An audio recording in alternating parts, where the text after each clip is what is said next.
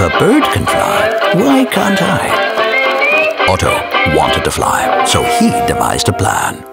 Assiduously, he observed seagulls and storks. He scrutinized their complex movements, gathered data, produced sketches. And because he wanted to know whether his plan would succeed, he had no choice but to try it out himself. So he strapped on his flying machine and took off, at least for a few meters. He made as many as 80 attempts a day. What if Otto had been able to see it?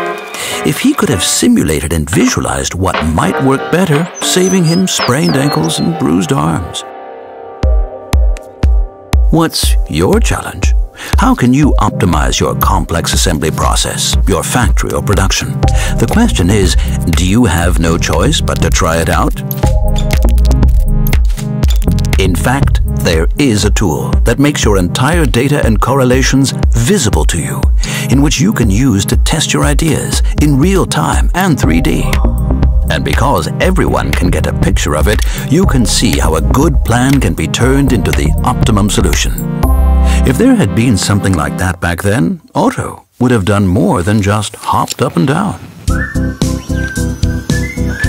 This software is your chance to give your potential wings.